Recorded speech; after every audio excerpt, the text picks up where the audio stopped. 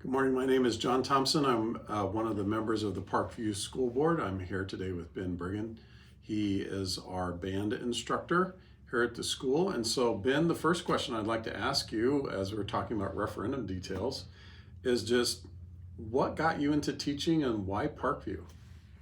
So I became a teacher because I wanted to pass on my passion for music.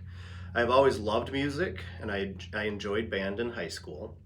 I enjoyed watching my band director work, and I also enjoyed the challenge of learning to play instruments. I also come from a very musical family. My mom and dad played tuba and oboe in the high school band and encouraged all of us to be in band.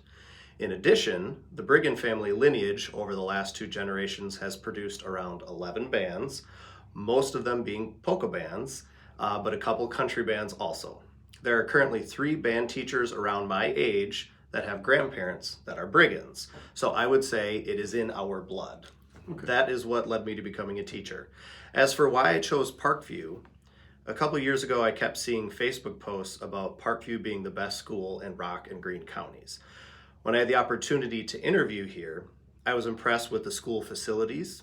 I remember driving around Orfordville with my wife and kids the day before my interview, and it gave me the impression of being a progressive community that was growing, also having roots in agriculture, especially in dairy farms. That was important to me because I grew up on a small dairy farm outside the small town of Cashton, Wisconsin. It feels like home to me, and that's why I chose Parkview.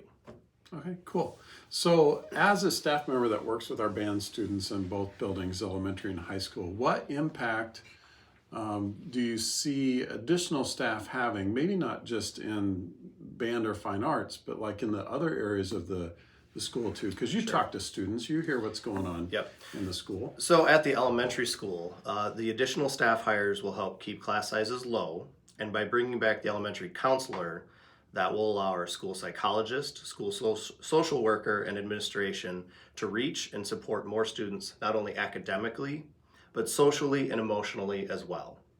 An example that I saw last year, before the counselor position was cut, was some small group coaching on appropriate classroom behavior. This helped reinforce proper classroom behavior and supported our teachers. But to do this, you need staff that has time for these interventions. Mm-hmm. At the high school, these additional staff members will help spread our student population out by offering more electives. This is beneficial for our staff because we can lower class sizes by offering more sections of certain courses. For our students, it will provide additional elective offerings and the ability to take more of the classes they would like because there will be more sections, then allowing students to become career and college ready when they leave Parkview. Adding more staff to the elementary and senior high school really is the best thing for our students and staff. Okay. So the operational referendum has money allocated for additional staff salaries and fringe benefits. How do you think that is a benefit to the district, let alone just the staff? Just like everyone else, school staff are experiencing the woes of inflation. My wife and I have 4 children. Our 3 boys attend Parkview Elementary, and our daughter attends the daycare in Footville. We open enroll them into Parkview, which actually brings money into the district. We have seen our grocery bills double over the last year, and our daycare increase prices as well. The increase in salary will not only help staff keep up with the rising costs that we have all experienced, but will also allow us to stay competitive with other area school districts. As a parent with kids in the district, I think it is imperative that we have the best staff for all of our students. The increase in fringe benefits will help many staff as well. We have a high deductible health plan through the district. To meet our deductible, we have to come up with $4,000 out of pocket. As a teacher who recently taught in another district, the insurance here is much worse than many area districts. Again, to stay competitive with neighboring districts, we need to have good salary and benefits to draw staff in and keep them.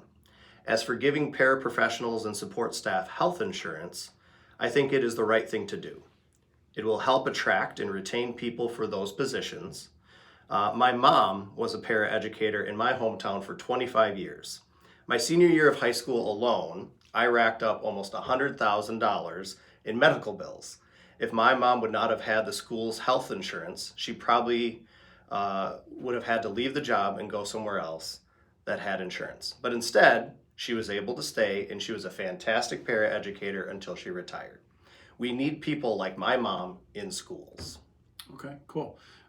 So this past, a week ago, Monday night, because we're doing this on Monday morning, the Board of Education talked about cuts for different things and adjustments we had to make because we have some expenses we can't ignore, some things we have to do, salary raises that are very minimal, not even keeping up with the cost of inflation.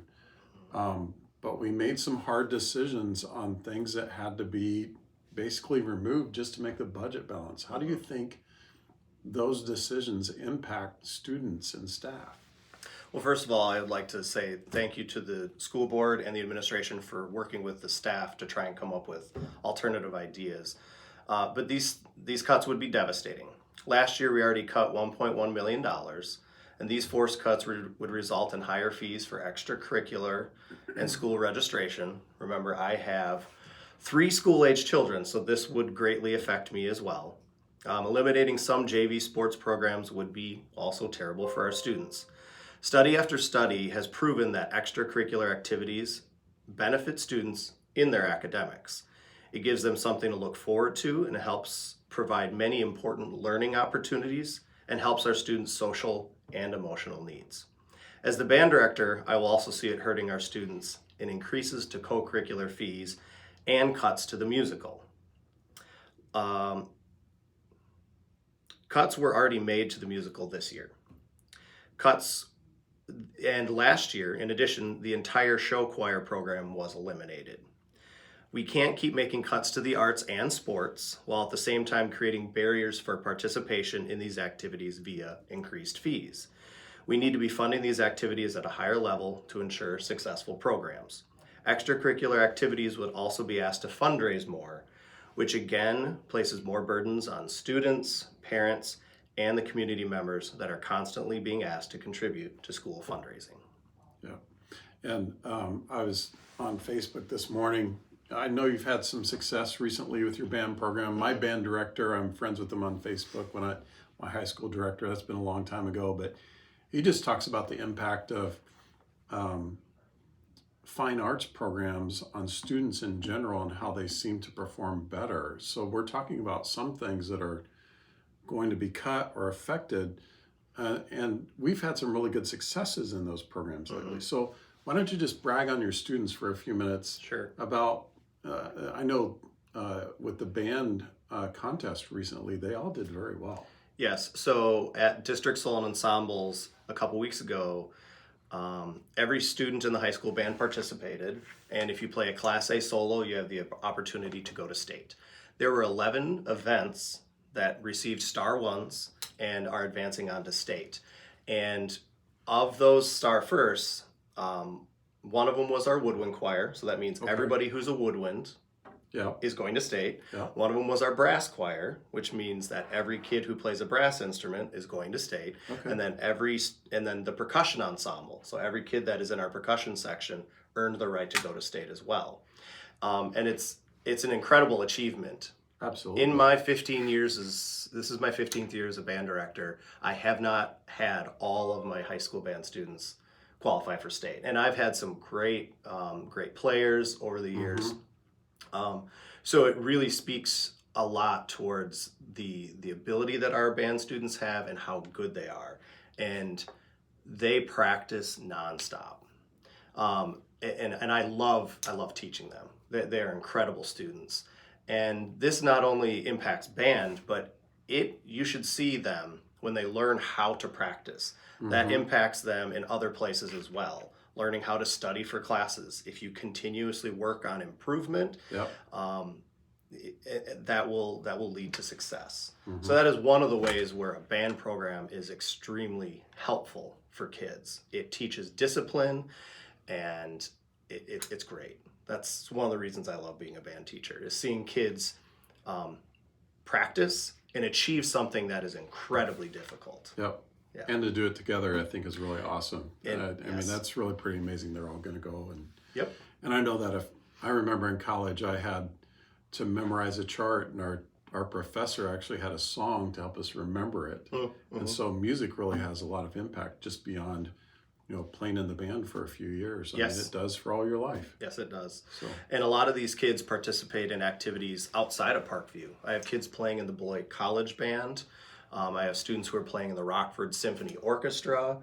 I mean, these kids are expanding out, even in high school. And that means that once they graduate, they will probably go on and play in college and beyond. And my hope is that, we'll have kids that when they're 70 years old will still be playing in community bands because they have that lifelong passion. And, not everybody's going to be a music major. Not everybody's going to teach music, but having joy in playing music is what we're trying to teach. And I think we're achieving that at Parkview right now. It's great. Yeah, and that definitely expands into the other things that they do here at the school. So Absolutely. thank you for your time today. Thanks for watching the video. If you have questions about anything we talked about today or questions about the referendum, please contact Dr. Anderson by phone, by email. He'd love to talk with you. Just get a hold of him and ask your questions. He'd be happy to answer them. Have a great day.